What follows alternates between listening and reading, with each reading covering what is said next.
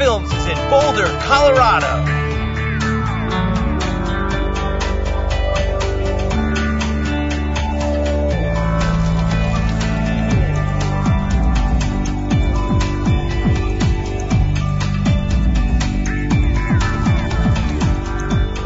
In Boulder, we have 7 high-frequency transit routes called the Hop, Skip, Jump, Bound, Dash, Stampede, and Bolt. And each of the routes has a unique identity, and that is designated by the logo that you'll see at the bus stop and the actual look and feel of the bus itself.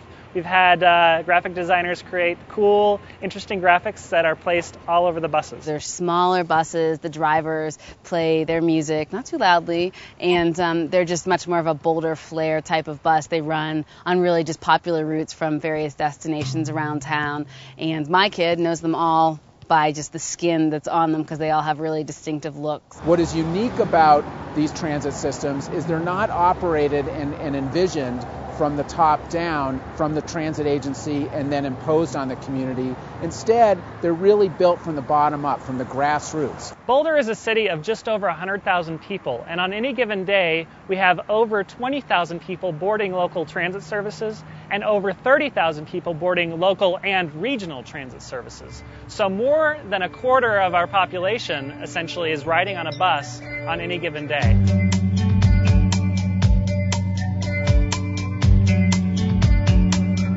If you were to go back to 1990 and ask about what role did public transit play in Boulder, it was essentially a social service for people who had no other choice about how they got around. Around that time period, folks began sitting down and saying, this isn't what we want. We want to maintain the social service, but we want a public transit system that can compete for people who have other choices. Out of that came the idea of a new model where we would be offering high-frequency routes that came every few minutes.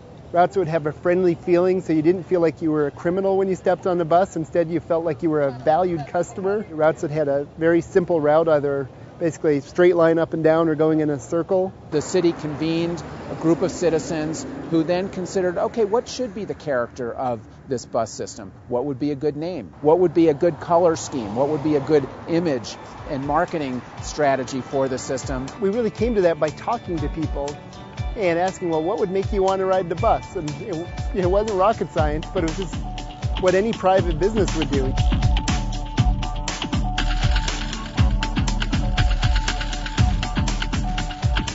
One of the first projects that the Transportation Department set out with was the creation of the EcoPass, which is a universal bus pass that makes users eligible to ride any of the transit system throughout the region at no charge.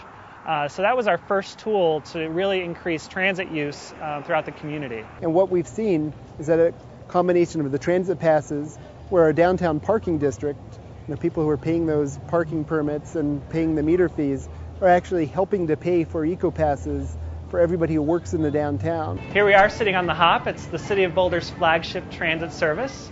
We've got music playing on XM radios. We've got comfortable seats where people face each other so we can have conversations. We have friendly drivers who we know their name because they have their name tags up on the windshield. It runs every 7 to 10 minutes from 7 a.m. to 7 p.m. So it's really convenient, and it's based on what the community told us they wanted. They didn't want to carry a schedule anymore, and so we provided a service that they didn't have to.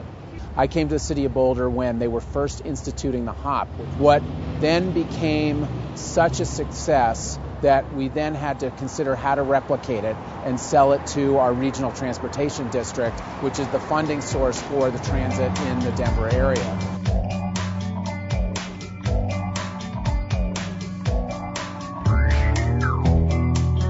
I do think we have a great network of buses here in Boulder, and I also especially love that you can take your bike on the front. Public transportation buses throughout the city and actually throughout the Denver metro region accommodate bikes on the bus. A bike rack for 2 bikes is on the front of the bus, and all of our regional buses, you can store your bike underneath. Normally, when you're commuting in during the week, they'll let you get about 6 bikes under there. There's 3 luggage racks, 2 per luggage rack. Bike to transit is a very popular mode for people trying to get to the city of Boulder and around the city of Boulder. There are some destinations where it's much more logical to get there by bus, but otherwise you're riding your bike.